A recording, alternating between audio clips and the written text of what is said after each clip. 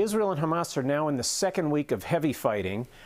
We don't see any slowdown in the fighting. Israel continues to pound Gaza with dozens and dozens of airstrikes around the clock. Hamas also firing dozens of rockets toward Israeli cities. No slowdown in the fighting. Yesterday was an especially bloody day with over 40 people killed in Israeli airstrikes in Gaza. We don't see anything of that magnitude today. Israel did assassinate one of the leaders of the Islamic Jihad militant group in a targeted airstrike. But for the most part, Israel says it's focusing its airstrikes today on Hamas infrastructure. The main focus is Hamas's tunnel system. The Associated Press has made the decision to call this current round of fighting a war. This was not an easy decision to make. It's something that we discussed over several days, but after much debate, we decided that the threshold had been crossed. We're talking about a lengthy conflict. We're now over a week into the fighting. It's very heavy fighting. In some ways, it's the heaviest fighting we've ever seen between these enemies.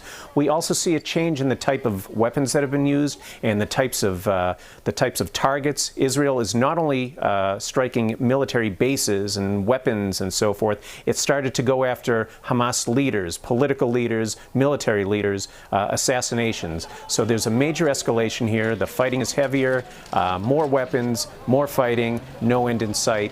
When we add everything up together, that felt like a war, and that's what we've decided to call it.